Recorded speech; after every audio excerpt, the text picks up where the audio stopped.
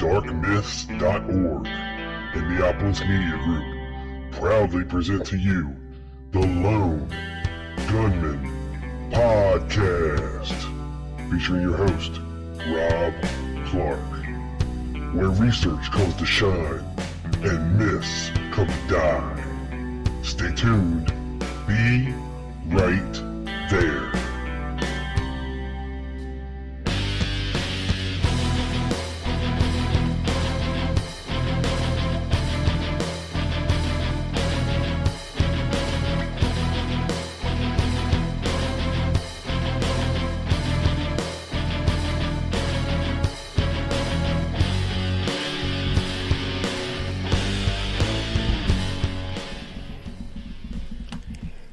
Well, hello, folks. Welcome to episode 171 of the Lone Gunman Podcast. I am your host, your humbled host, Rob Clark, with you here today, where things just keep getting curiouser and curiouser, to borrow a line from Alice in Wonderland.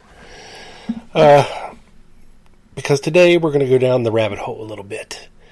It's one of my favorite places to go and see things and observe things and find out things that sometimes just make you go,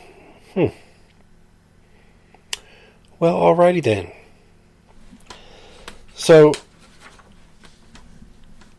first off, let's get to the swell for this week, which would be the question of the week this week. Let me grab that for you. And once again, A honor roll student, Miss Caroline, seems to be the only one to figure out so far how swell works. So we're going to hear from Miss Caroline again today. Hold tight. Hello folks, Rob Clark here from the Lone Gunman Podcast with today's question of the week. I'm wondering if you folks have any opinion on what might be the most head-scratching piece of evidence related to the JFK assassination. Something that makes you take pause and say, that's interesting, or makes you feel one way or another about evidence in the case, or who possible suspects might be behind it, or regarding any evidence with the case as well. Thank you in advance. Stay safe, folks. Peace. There are 1,000 billion million things. But I really want to know how Roscoe White ended up with that photo, the backyard photo. I want to know how that happened. It's minor, I know. There's so much more. For instance, the case with the gun that was found the next morning. That's huge, but not talked about, not known. But yeah, Roscoe White in that backyard photo. How come he had it? What's going on? That one I'd like to know. Great question, Caroline. And I think I might know the answer. Just to shed a little light about Roscoe White, he was brought in, I believe, around September, October of 1963 to the Dallas Police Department. And he was brought into the photography department as a photography specialist. So, old Roscoe, I believe, worked until 65. I think it was 65 with the DPD.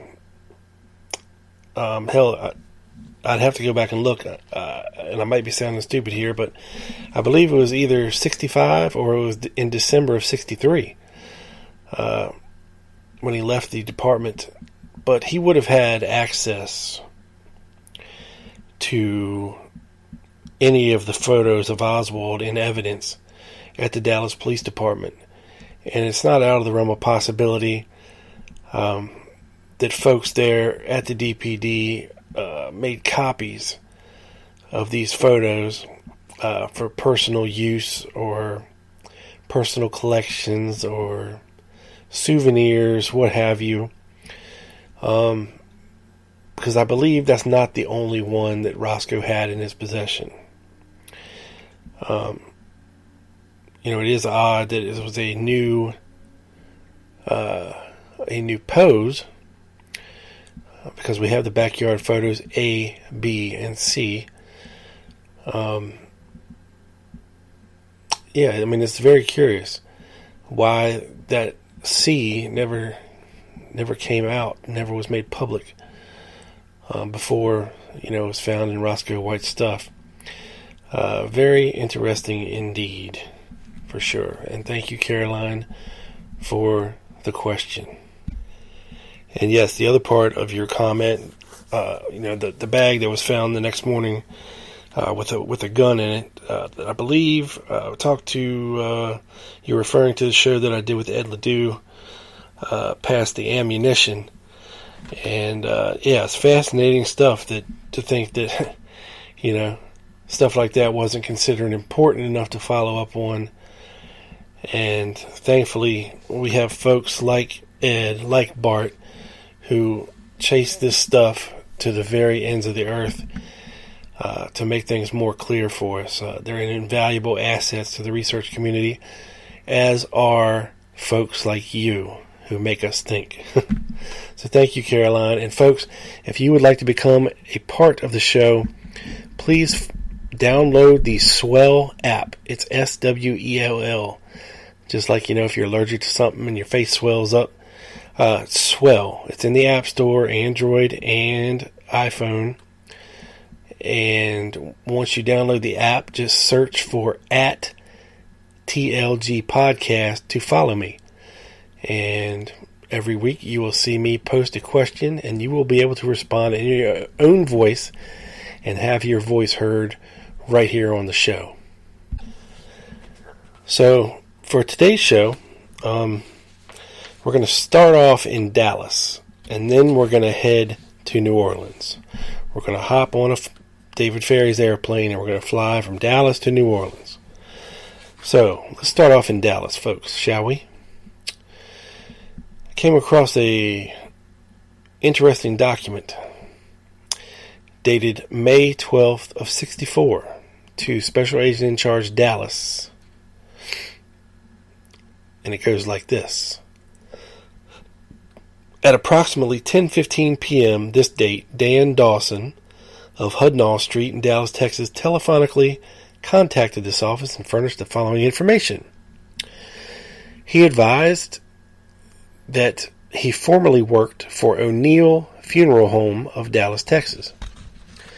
He further advised that he no longer works for them.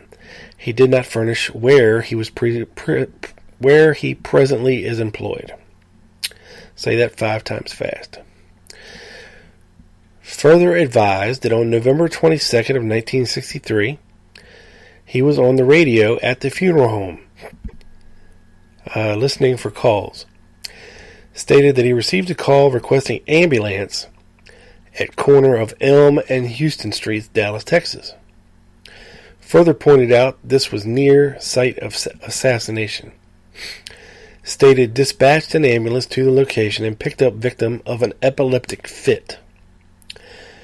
This is the one made famous in the JFK movie that starts off right at the beginning there in Dealey Plaza, right on the corner of Elm and Houston.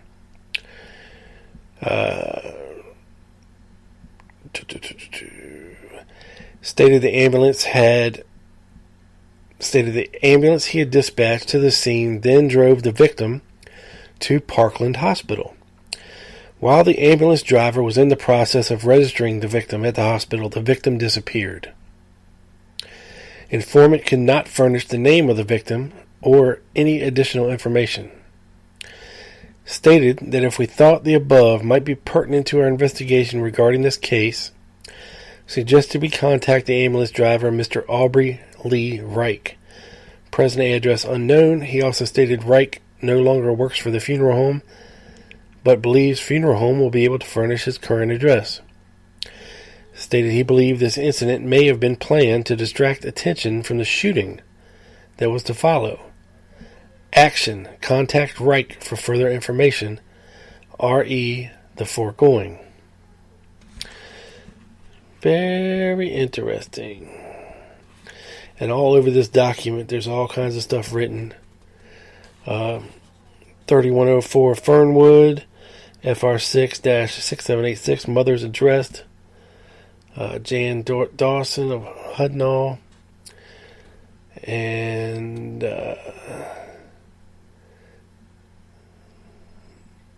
something, locate Reich and try and identify the missing patient, which I don't think that they ever did.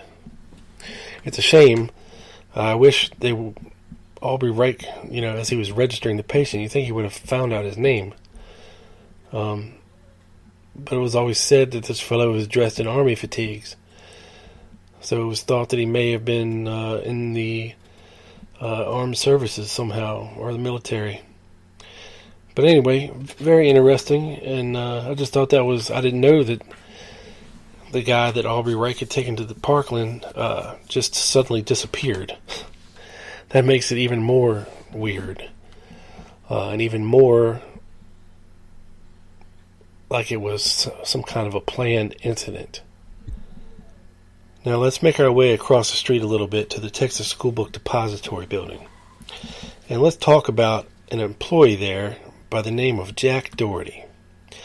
Now, this guy has not been given the scrutiny on this show that he deserves. And you'll find out why here in a second. According to his affidavit, subscribed and sworn to on 22nd of November of 1963. Alright? Here we go. Jack Edwin Dougherty. White male, 40 years old. So if he was 40 years old in 1963, he was born in 23. He says, I'm employed at the Texas School Book Depository at 411 Elm and have been since 1952. I was working on the 6th floor today. There were 6 of us working on the floor. The others were Bill Lovelady, William Shelley, Danny Arce, Bonnie Williams, and Charles Givens. I worked until 12 noon and went down on the first floor and ate my lunch, and I went back to work at 12:45 p.m. I had already gone back to work, and I gone down on the 5th to get some stock when I heard a shot. It sounded like it was coming from inside the building, but I couldn't tell from where. I went down onto the first floor and asked a man named Eddie Piper if he'd heard anything, and he said yes, that there had been 3 shots. I then went back on the 6th floor. I didn't see anyone on the floor except the people I named. There was another employee that is named Lee Oswald that I saw on the 6th floor. He works all over the building, but I saw him on the 6th floor shortly before noon. I didn't see Oswald in the building after lunch. Signed, Jack Dougherty. Okay. Couple problems here with Jack's affidavit. And it's the part where he states that after he went and talked to Eddie Piper and said he heard 3 shots, he says, I then went back on the 6th floor. I didn't see anyone on the floor except the people I named. So he's basically saying that Bill Lovelady, William Shelley, Danny Arce, Bonnie Williams, and Charles Givens were all back up on the floor, 6th floor, after the shots. Well, we know that's not true. Charles Givens wasn't anywhere near the school book depository during the lunch hour and when Kennedy was getting shot. Bonnie Williams was on the 5th floor. Danny Arce was outside of the school book depository on the other side of Elm Street. Bill Shelley was out on the steps, and Bill Lovelady was out on the front steps. And Bill Lovelady left with Shelley to walk down towards the knoll after the shots, approximately the same time Marion Baker was going into the building. So there's no way that Dougherty could have seen these fellows up on the 6th floor after the shots. And the shots happened at like 12:31 p.m. He says that he finished eating his lunch at 12:45 and then went back up. And then he heard shots. Well, he's about 15 minutes too late to be hearing shots. So, we have a problem. We have a problem, Jack. We have a problem. So, that was his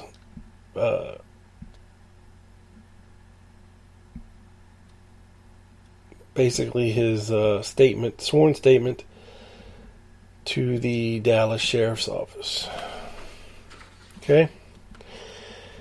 Now, the FBI, we have a document from the FBI dated 11/23/63, and it talks about Charles Givens. He advised that he was employed by the School Book Depository at Houston and Elm Street from October the 1st, 63 to the present time. Givens said he has worked at the same position as a rapper on several, no, not a rapper like no, not that kind of rapper, a actual book rapper with wrapping paper. On November 22nd, Givens worked on the 6th floor of the building until about 11:30, when he used the elevator to travel to the 1st floor, where he used the restroom at about 11:35 or 11:40. Givens then walked around on the 1st floor until noon, at which time he walked out onto the sidewalk and stood for several minutes. Then he walked to the classified parking lot at Elm and Record Street. Givens then walked to Main Street to watch the parade, and after the president and the group had passed, he walked back to the parking lot, at which time he heard several shots fired from the direction of the building at which he was employed. He attempted to return to work that day, but was told that he had been released for the balance of the day. Givens advised that a white male known as Lee was employed in the same building and worked as a rapper or order filler. Lee Oswald, the white rapper. He said he saw this same person's picture on television on the afternoon of November 22nd, who was supposed to have been the person investigated for the shooting of the president. Lee worked on all floors of the building, and on November 22nd, 63, Givens recalls observing Lee working on the 5th floor during the morning, filling orders. Lee was standing by the elevator in the building at 11:30 when Givens went to the 1st floor. When he started down in the elevator, Lee yelled at him to close the gate on the elevator so that he could have the elevator return to the 6th floor. Givens said that during the past few days, Lee had commented that he rode to work with a boy named Wesley. Givens said all employees enter the back door of the building when Jack Dougherty, the foreman, opens the door at about 7 a.m.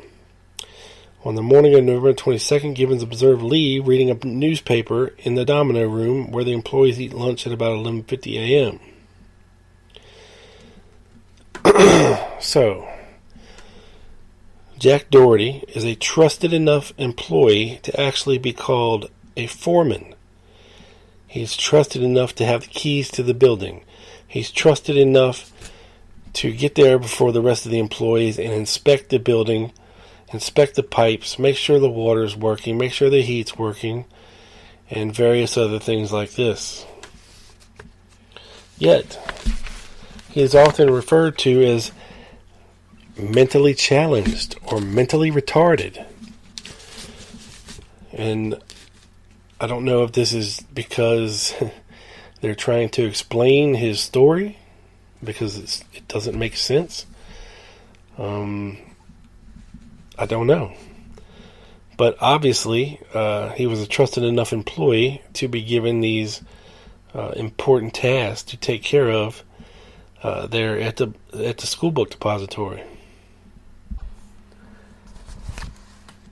Now, also on 11/23/63, the day after the assassination, the FBI needed Jack Dougherty to make them a statement, and he furnished the following signed statement.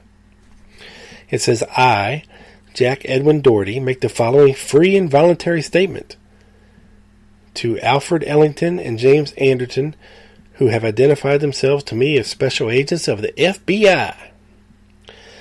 I am employed by the Texas School Book Depository at 411 Elm Street, Dallas, as an order filler, wrapper, and reside at 1827 South Marcellus. I started to work today, 11/22/63 at about 7 a.m. I recall vaguely having seen Lee Oswald, who started to work for the Texas School Book Depository about 3 weeks ago, when he came to work at about 8 a.m. today. I saw Oswald again at 11 a.m. today and do not recall seeing him at work after 11 a.m. I was working on the 5th floor of the building at 411 Elm Street at about 12:45 or 1 p.m. when I heard a loud explosion which sounded like a rifle shot coming from the next floor above me. I did not see anyone running from the building and did not see anyone fire the shot which I heard. I have read this statement and this is true. Signed, Jack Edwin Dougherty. Okay, now, a couple more problems.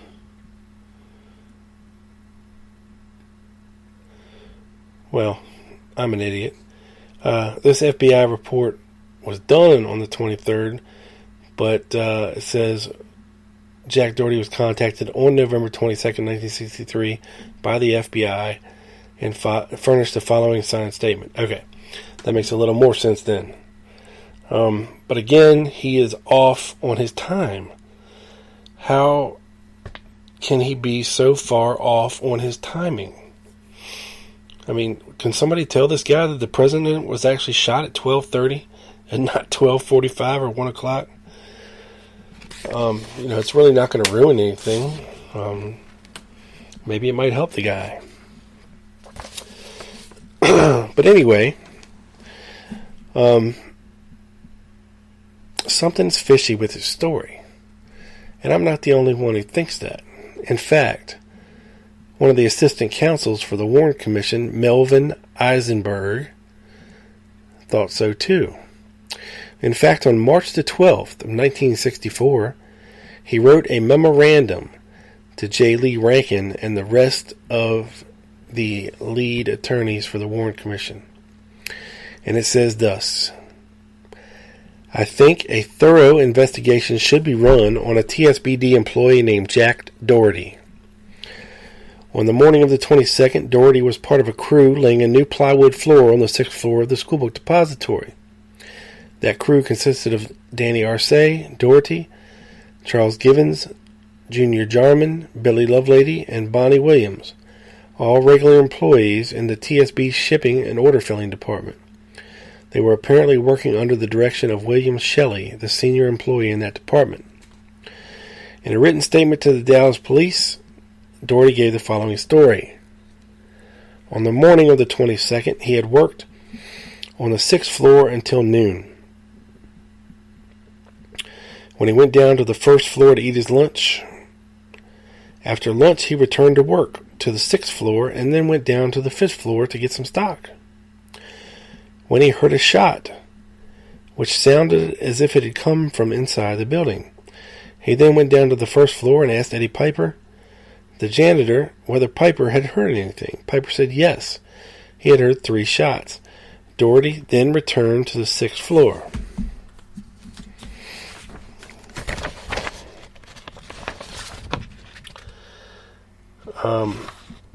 Special Agent Blake of the Secret Service also interviewed Dougherty between December 2nd and 5th and reported that when Dougherty was interviewed, he seemed to be very confused about time and places. Yeah, no shit. Mr. Truly furnished the information that although Dougherty is a very good employee and a hard worker, he is mentally retarded and has difficulty remembering facts such as dates, times, places, and has been especially confused since the assassination. I am suspicious of Dougherty for several reasons. Number one, he has no alibi. Of the 6 employees of the floor laying crew, Gibbons claims to have been with a friend at the parking lot several blocks away. Williams and Jarman were together on the 5th floor, while another employee named Norman, Lovelady was standing outside the TSBD and was photographed there, and Arce claims to have been standing outside the TSBD. Dougherty was inside the school book depository and all alone. Number 2, his story is very thin. A, it does not make sense that Dougherty, one of the six-man floor laying crew, should begin working before the other 5 men return from lunch. B, it is questionable that Dougherty would have had to go to the 5th floor to get stock in connection with the floor laying project.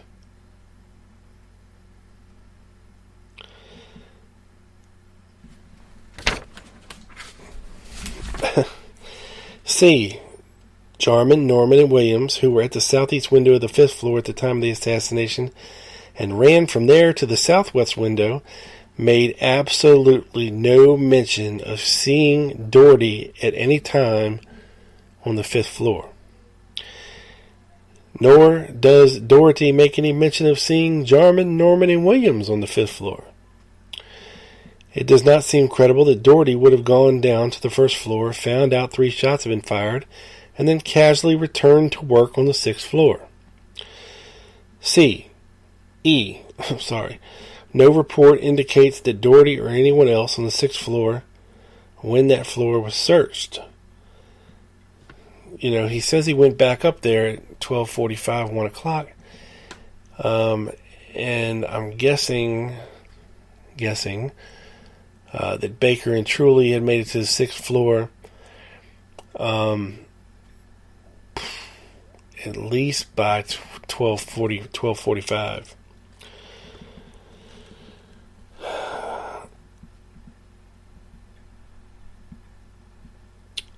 F, since Dougherty heard the shots on the 5th floor, and since the shots were fired at approximately 12:31, Dougherty must have returned to the 6th floor, allegedly to go back to work before 12:30. This seems odd since the lunch period extends until 12:45. 3. If Dougherty is mentally retarded, it may explain some of the inconsistencies in his story. On the other hand, the mental retardation may be an emotional problem, which would itself be grounds for suspicion. In this connection, I find disturbing Truly's comment that Dougherty has been especially confused since the assassination. Yes, very, very curious. So, apparently, that led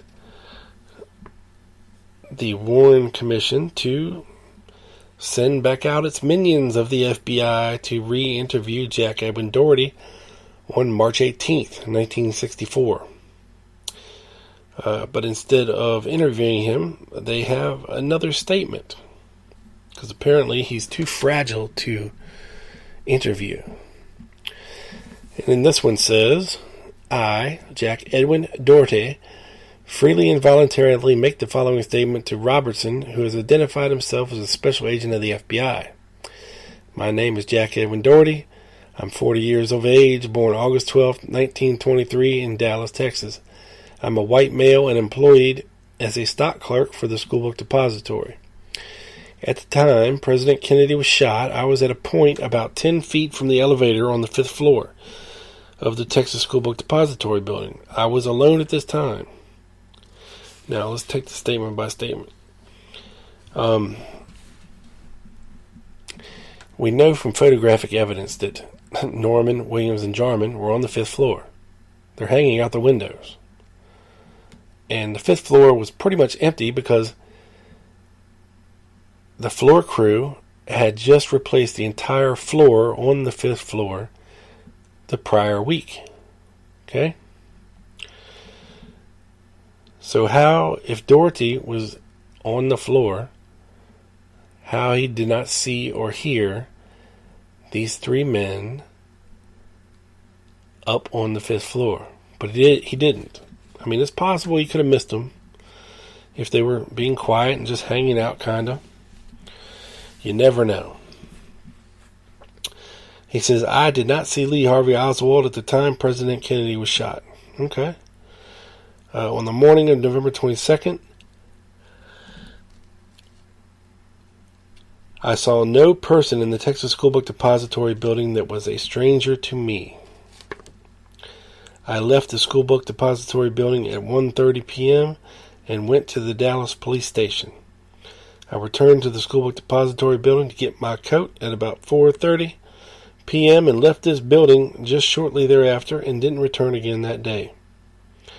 I've read the above statement that is true and correct through the best of my knowledge. Signed, Jack Dougherty. Okay, so we didn't really clarify much of anything. Now,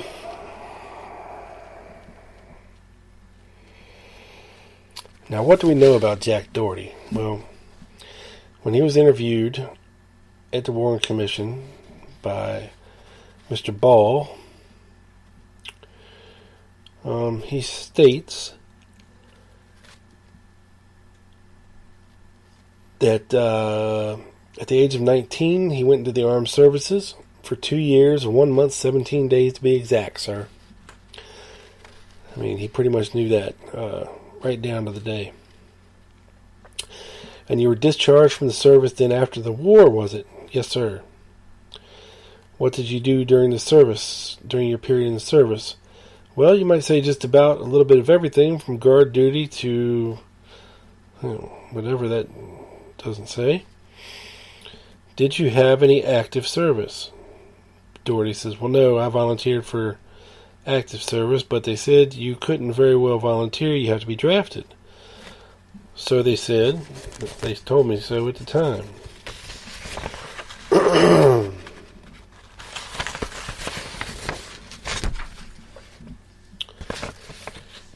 You know, they asked him, did you ever leave the United States during the war? And he says, oh, yes. And he says, well, and Mr. Ball says, Joseph Ball says, where did you go? Well, I was stationed for about a year up in Indiana up there in Seymour. Mr. Ball said, well, then where did you go from there in the service? He said, well, I stayed there until I got discharged. And Ball says, you didn't ever go outside the country to Europe? Dougherty says, oh no. Or to the South Seas? Nope. You stayed in this country all the time. Yes. Now, he asked him, did you ever have any difficulty with your speech? Dougherty says, no. You never had any? Ball asked. He says, no. Ball said, did you ever have any difficulty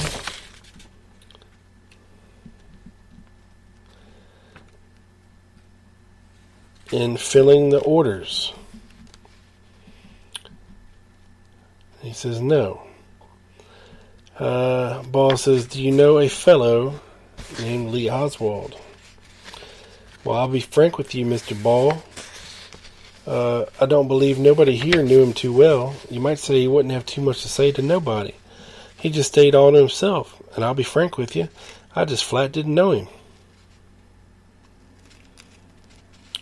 So then he asked him,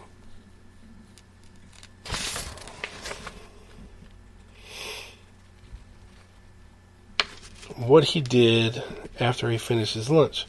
And he says he went back to work. And where did you go to work? Let me see. Oh, up to the 6th floor. Did you go to the 6th floor? Yes, sir. About what time? Oh, it was about 12:40. Had you heard any shots before that? Yes, I heard one. It sounded like a backfire. Where were you when you heard that shot? I was on the 5th floor. You were on the 5th floor? Yes, sir. Now, when you left your lunch, did you go to this 5th floor or the 6th floor to go back to work? He says, I went to the 5th floor when I was getting ready to go down to eat lunch. Ball says, yes, and then what happened? Dougherty says, well, at that time I was about 10 feet away. Wait a minute, did you hear the shots before or after you ate your lunch? Ball says, before I ate my lunch. Ball says, you heard shots before you ate your lunch? Dougherty says, let's see, yes, I believe I did. Boss says, well, now, you remember having your lunch, do you? Dougherty says, yes. Do you remember after you had your lunch, you went back to work that day? Dougherty says, yes. When you talked on the day the incident happened, in a statement made to the FBI, you told them you went down to the first floor to eat your lunch. And so we go. You can understand the frustration of the counsel on the Warren Commission. Just probably really frustrated with this guy answering in circles. Now, is it due to mental retardation? Or is it due to somebody who doesn't want to tell you something? Hard to say. And, folks say that there's really no photographic evidence of what Jack Dougherty looks like. But there's a critical clue in what he says happened after the assassination. And that's that he was taken down to the Dallas police station. In fact, they brought Oswald in right past him. Right past several of his cohorts who were also arrested and taken down to the station after the assassination. In fact, most of the floor-laying crew, including Danny Arce, Bonnie Ray Williams, Bill Shelley, Bill Lovelady, and our own Jack Dougherty. In fact, there's pictures of this crew being arrested, stuffed in the back of a cop car, and taken down to the station. And I believe, as does some other people who have possibly found Jack Dougherty's service photo, that we can actually see Jack Dougherty in the background with Danny Arce and Bill Shelley and some Dallas cops as they are being escorted into a waiting police vehicle. Very interesting. Very interesting. Because, Amos Ewan sticks to his story. And that is seeing a man with a bald spot. Now, he couldn't tell you whether or not it was a white guy, a black guy, what color hair. None of that. But he definitely remembers seeing a bald spot. Did Jack Dougherty have a bald spot? That'd be a nice, interesting thing to know. Why didn't Mark Lane or Penn Jones or any of these other Dallas-centric or important investigators ever track down Jack Dougherty and question him? I mean, the man had worked there since 1952. We know where he lived. It's not like he left and went and got another job after the assassination. No, he was still working there at the school book depository after the assassination. And he wouldn't have been a very hard guy to track down. Why didn't anybody go talk to these people? I don't understand it. I don't. Alright, let's head back over to my favorite spot in the South. That's right, NOLA, sweet NOLA, New Orleans, Louisiana. And let's go back to the time of the HSCA investigation. And my two favorite investigators, Robert Buras and L.J. Delsa, meeting with Miss Delphine Roberts and her daughter, Mrs. Delphine Jr. Augeron, on the shore of Lake Pontchartrain on Lakeshore Drive on an August afternoon of 1978 at 12:30 p.m.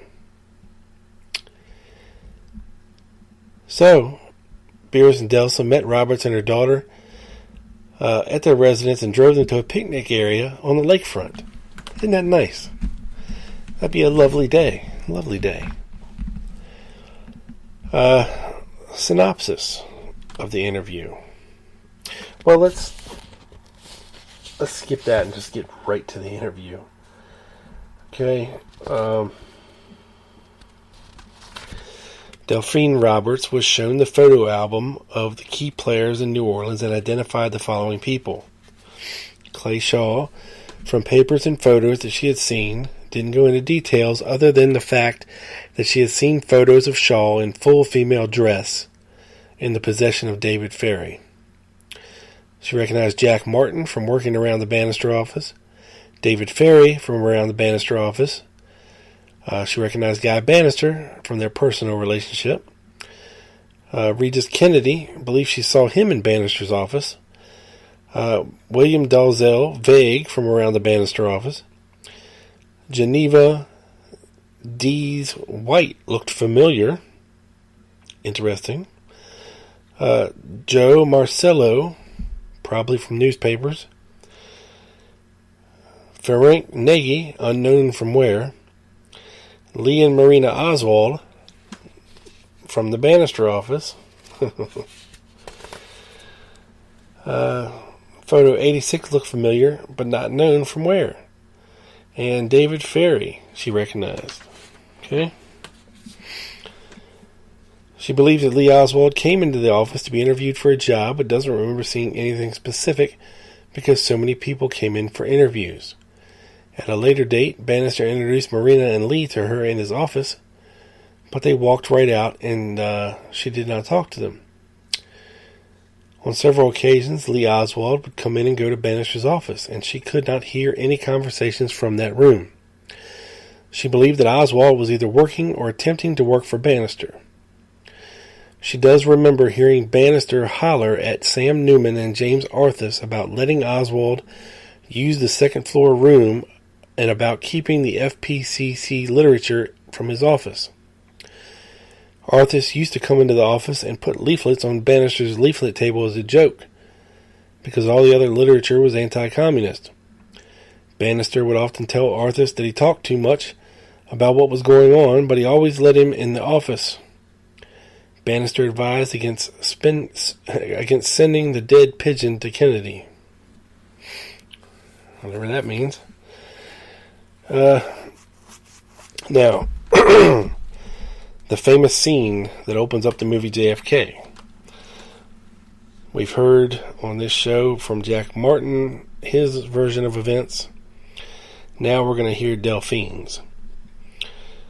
On November 22nd, 1963, Delphine was working in the office suite a while after the assassination when she saw Jack Martin come in and go behind a railing where the files were kept. About the time that she was telling him not to do that, he had taken something from the files as Banister walked in. They exchanged words, and Martin attempted to leave, and a fight took place after Martin punched Banister first. Banister then pulled his gun and hit Martin several times and made him bleed. Delphine jumped the railing and looked on from outside the office. Banister then took Martin into his office, and she is sure that when Martin left, he did not have any of the files. After Martin left, Delphine and Banister looked up the Oswald file, which was in her desk, because the information had not been mounted and indexed yet. She assumes from this that the file that Martin was attempting to get was the Oswald file. She remembers it contained news clippings such as the arrest for handing out leaflets and other papers that she didn't remember. She explained that many times Banister would give her information and a file number, and she would file it but not read what it was about. Some things Banister would tell her to file and look up, but not to read for her own safety. Banister advised her that she should not talk to anyone about Oswald or any activity that she might have heard about any anti-Castro action such as gun running. Martin later came back to the office and asked for cab fare home. She heard Banister talk to some newsman that day about some allegations that Martin or someone had made, but she cannot recall the newsman's name. She kept and filed all the information that came out in the papers about Oswald just after the assassination. Banister stated many times that the truth would not come out in the Warren report, and he believed that a conspiracy had taken place. Ferry used to argue that Oswald did it alone and just flipped out. Banister and Ferry would disagree over the theories, but neither had any remorse about the president. Banister did say that he thought Kennedy was killed just when it appeared that he might be turning a little conservative and anti-Castro.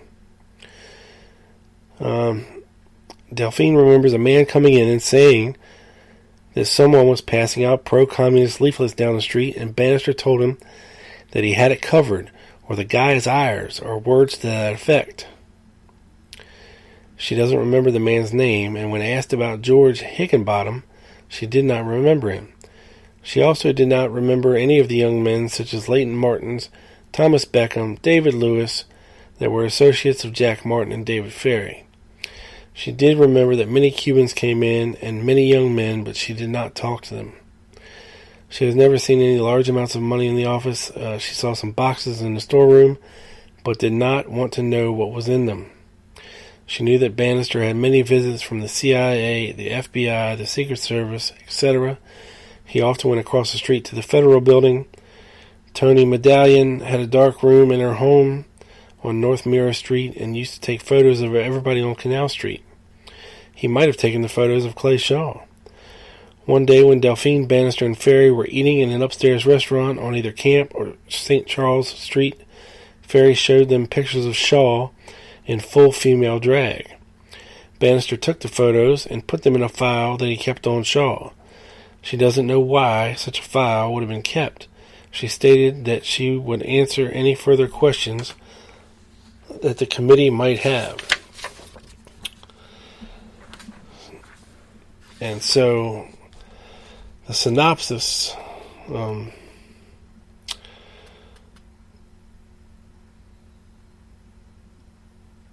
is, of course, people want to say that they don't believe Delphine Roberts because her story changed. Well, she was scared to tell the truth. Like many other folks around her, she feels that David Ferry and Guy Banister were murdered. So, of course, she's not going to say anything until she thinks it's a safe time to do so. So, we just have to use our own discretion whether or not she was telling the truth. So let's dive into the Garrison files a little bit. And concerning Banister and Associates. A statement by David Lewis on December 15, 1966. From 61 to 62, he worked as a private investigator for Guy Banister. In late summer 63, was reporting to the Louisiana State Employment Office at 601 Camp. Stopped several times by Banister's office to seek work. On one occasion, went to Mancuso's on the corner and saw Arcacha Smith and Carlos Quiroga, and was introduced by Carlos to Lee Harvey. Have now determined through photographs that Lee Harvey was Lee Harvey Oswald. He said Lee Harvey didn't talk too much, seemed anxious to leave, appeared to be nervous. Carlos, Sergio, and Oswald were involved in some business which dealt with Cuba. Oswald dressed in dark slacks, light blue sports shirt, short sleeves. Carlos, whose last name I don't know, is a well-dressed man, black hair, black eyes, 5'11" to 6 feet. Arcacha appeared to be the boss. Saw Oswald 3 or 4 times in the neighborhood of Lafayette and Camp, about the same time as the incident at Mancuso's. Went to Banister's office. They shut the door to the inner office. There were Ferry, Arcacha, and a slim, sandy-haired young man. Could have been Oswald. Says he saw Oswald no more than 4 times, each time in the company of Carlos. That would be Quiroga. Carlos had closed-door dealings with Banister. Arcacha, who appeared to be the boss, also dealt with Banister. Nature of business unknown to me. Also knew Ferry. Identifies picture of Ferry and also one of Oswald as man he knew as Lee Harvey. Met Ferry in Banister's office, once went with Jack Martin, Joe Newborough, and Louise Decker to Ferry's home in Metairie. He says, I was just along for the ride. A trip had something to do with Eastern Airlines. Not sure I ever saw Oswald with Ferry. That is one thing that is really bugging me, because I knew both Oswald and Ferry around the same time. Wait, David Ferry? Carlos was that other man Oswald, was it? There was another man there. It may have been. I'm not sure, because I remember this particular day. I came in, and as soon as I came into the office, I looked into Banister's office, and Ferry, Banister at his desk, and another gentleman back and to the left of Ferry was there. And that may have been Oswald. Carlos was sitting in another chair in the office. At Ferry's apartment once, who was there? Two young men were at Ferry's house when we arrived. One looked like Oswald. He had sandy hair or blondish-colored hair. The name Quiroga sounds familiar. I could identify him. Lewis later identified Quiroga as the man he knows as Carlos. Statement of Joseph Oster, who was in business with Banister. He states that during his friendship with Banister, he had met Joe Newborough, Bill Ninsky, Delphine Roberts, Jack Martin, and I was introduced to David Ferry and two Cuban exiles. One was employed in the Audubon building for an engineering firm. That'd be Carlos Quiroga. Tall, thin, black hair. Other Cuban was short, stocky, appeared to be highly educated, about 45 years old. That'd be Arcacha. Banister said the Cubans were the heads of some exile movement. Now an interview with Vernon Gertis. He worked for Banister less than a year in 57. Visited Banister in the Newman building several times. He knew Ferry slightly. He says he once saw Lincoln Rockwell in his office. Delphine Roberts was there. She was Banister's girlfriend. She was radical, way out, a nut. She got some files out of Banister's office after he died and is supposed to have brought them to G. Ray Gill's office. Good girl. Interview with Louise Decker. It says the following came to the office. She was a secretary for Banister from 61 to 62. She says, Jack Martin, a friend and business associate of Banister. Banister once warned her he was the type of man to fear. Says she heard from Vernon Geddes a couple weeks after the assassination that on November 23rd, Martin pulled a gun on Banister in the office in argument over the assassination. Dave Ferry, Cuban sympathizer, came with Martin and the Cubans. Joe Newborough, friend and associate. Joe Oster, business associate. Vernon Geddes, business associate. Carlos Quiroga. Sergio Casha Smith, a Cuban. Bill Ninsky, retired FBI agent. Business associate. Eugene Dooling, a con man who assumed the rank of colonel and formed the Louisiana Private Patrol. A good friend of Banister. Mary Banister, Delphine Roberts, who was an intimate of Banister.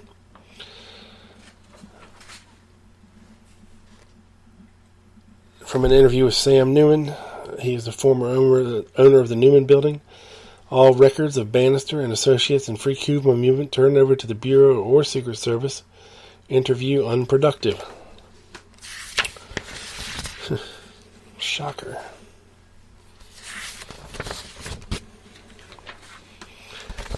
Sorry, I'm running through here.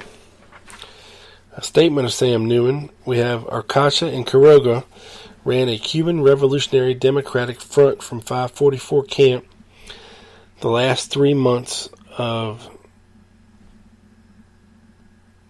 61. There was also a short, middle-aged, bald Cuban with them occasionally. Eladio de Voye.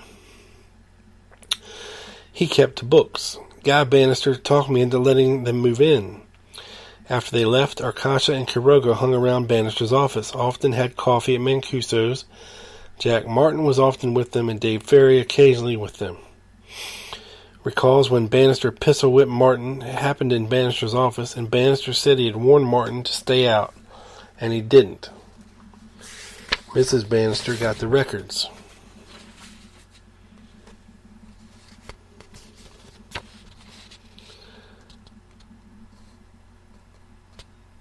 Delphine Roberts states Banister connected with people associated with both the conservative element as well as the communist element. He told me, you rub your shoulders with all kinds of characters to get information from both sides. He belonged to a worldwide intelligence network. Banister was in financial difficulty, looking for another office, moved some files, was in the process of transferring some to my home when he died.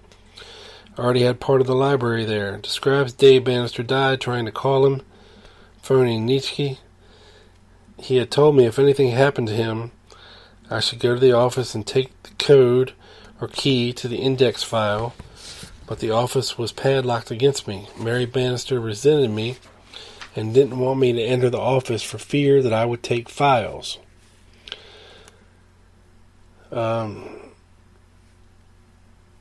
Shown pictures, she identifies Ferry in the office at times to seek opinions from Banister, but not on his payroll. Well educated, understood he studied for the priesthood. Also remembers Jack Martin called himself at times the Reverend.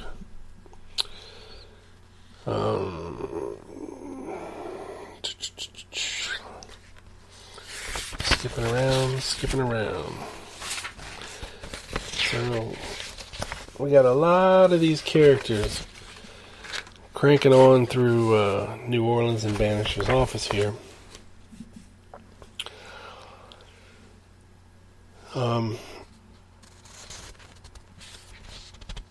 So Jack's version of events. Jack Martin.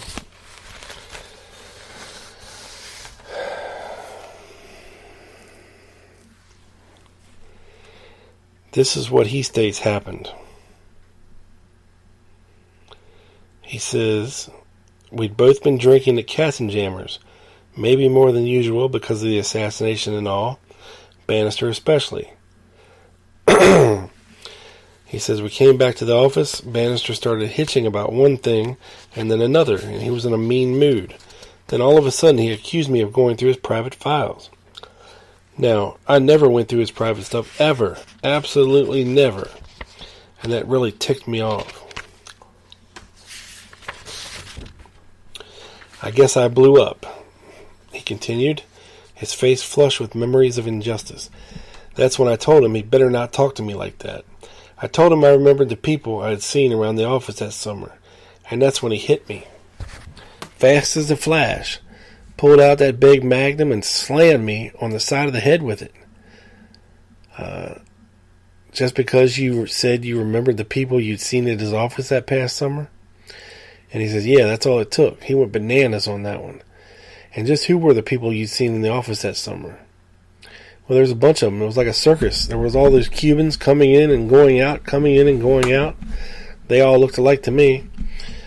Someone once commented that whatever you really wanted to do something unseen, whenever you have to go to great pains to make sure that you are unobserved, there always turns out to be someone who is sitting under the oak tree. At the strange place that was Banister's office, Jack Martin, unnoticed in the middle of it all, was the one sitting under the oak tree. So, there you have it, folks.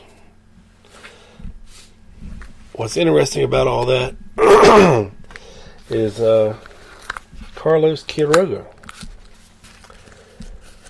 identified as being seen with Lee Oswald and Sergio Arkasha Smith hanging out, having dinner or a drink in New Orleans before the assassination. Very, very interesting. Very, very interesting.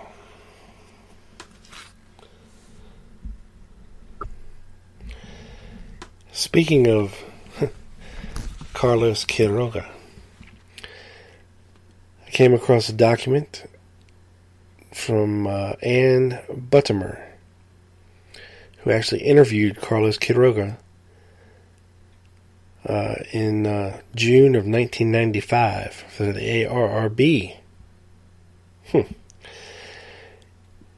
She states this: I interviewed Carlos Quiroga at his home in Baton Rouge, Louisiana. Also present during the interview was his wife, Maria. Quiroga is employed as a senior vice president of an engineering firm in Baton Rouge and appears to be in his early 60s. He was open and receptive to the board's mission and offered to cooperate further by meeting with ARRB staff to explain documents or to provide further explanation of information obtained through other investigative channels. Quiroga provided the following assassination records. Number 1, a silver-colored medallion or coin from the Crusade to Free Cuba, stamped April 1961. 2 group photos of Perry Russo, fanboying it out at a Mark Lane lecture in 1964. Number 3, a reprint of the Congressional Record of February 29th, 1968, printed and distributed by the Cuban Student Directorate. Number 4, a 63-page summary report of letters, photographs, business cards, and written chronologies, which Quiroga prepared by the ARRB from his files and writings of the past 30 years plus to explain what he sees as the extreme injustice of Jim Garrison's investigation in the late 60s. He provided 2 copies of this report. Quiroga told me the following in response to my questions as to the existence and location of assassination-related records. That Walter Sheridan told Quiroga during Sheridan's 1967 visit to New Orleans that Sheridan was conducting an investigation of Jim Garrison for Ted Kennedy. Quiroga was very clear that Sheridan said he was working for Ted Kennedy. Quiroga thought Sheridan would have left a lot of documents and records of his work at DOJ. Bill Gurvich, now deceased but has brothers still in New Orleans, told Quiroga that when he became disenchanted with Garrison's investigation and left the DA's office, he took a lot of Garrison's files and information and turned them over to the DOJ. Quiroga stated that the grand jury minutes should have a lot of information which would be of great value to the board because it will show what a non-existent case Garrison had. Quiroga offered to sign a release if it would help so that his grand jury testimony could be released and made part of the JFK collection. Quiroga thought that Sal Panseca, one of Clay Shaw's attorneys, would have the records.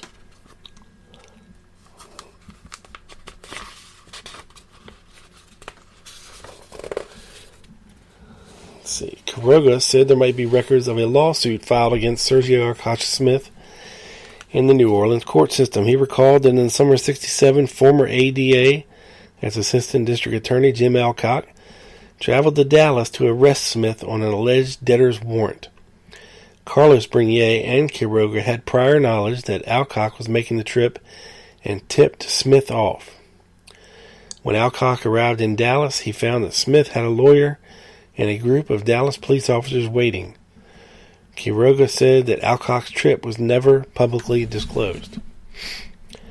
Quiroga believes that Life magazine has photos taken in early 1967 of him being held in an interview room at the DA's office with a rifle at his back. He thinks Garrison was trying to get Quiroga to put his fingerprints on the rifle, which would then be used as evidence against him at the trial. According to Quiroga, Garrison tried unsuccessfully to indict him, along with Sean Ferry. He believes Life magazine had a photographer hidden behind a two-way mirror who took the photos. Quiroga thinks Hugh Ainsworth, the former Newsweek reporter, would have a lot of records of the Garrison era. Quiroga spoke with Ainsworth on several occasions in 1967. Quiroga would like to see the board find and review Jack Martin's deposition to Garrison. Quiroga mentioned Charles Ward and John Voles as two former ADAs who got out of the Garrison mess, who might have knowledge of the existence of records. Quiroga is really pointing the finger all over the place, except at himself.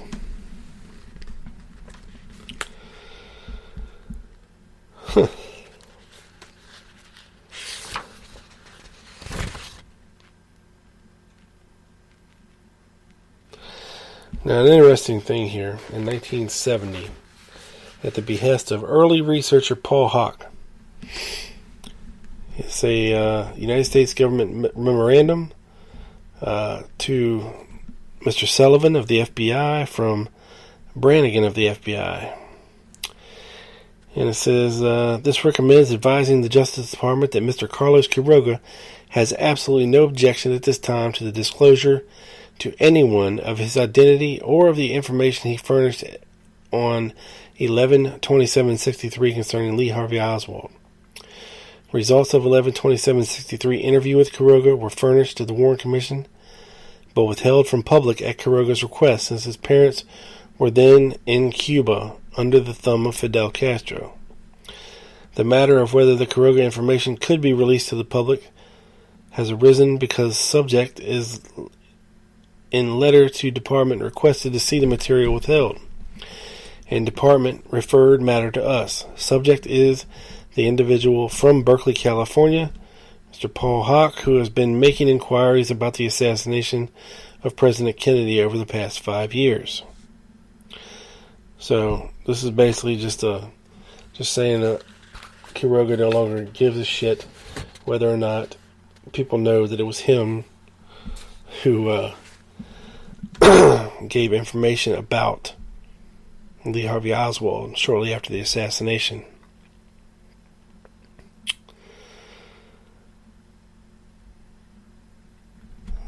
Let's see, what is this?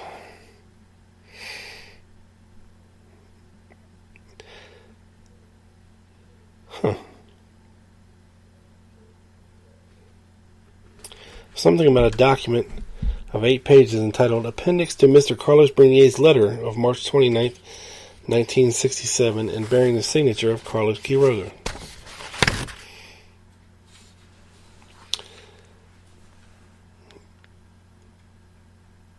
One type 2-page document dated 4/15/67 setting forth a list of questions to be asked of Carlos Quiroga during the course of a lie detector test. This document bears the signature of Carlos and Maria Quiroga. Yeah, I don't think Mr. Quiroga understands how lie detector tests work. You don't get to pick and write your own questions, jackass. But leaving it there for now with Mr. Carlos Quiroga. I believe on the next quick hits, I got something for Mr. Carlos Quiroga and Mr. Carlos Bernier that you are not going to believe. You're not going to believe the connection that I found. And it all hinges on Carlos Bernier. You're not going to want to miss it. Make sure you tune in, folks, to the next episode of Quick Hits with myself and Doug Campbell, host of the Dallas Action. And make sure you subscribe to that show. You're not going to want to miss it. And that way you will be very quickly notified that, hey, we got a new show out and you should check it out. But anyway, I think that's about it for this week. And like I said, if you want to become an integral, audible part of the show, head to Swell. Download the app Swell. Search for @TLG Podcast and help answer the questions, folks. It's a very cool concept, and I'm really digging it. Get your voice heard. Follow me on Twitter @TheLoneGunman7. That's it for this week, folks. Stay safe. This your boy, Rob Clark. Peace.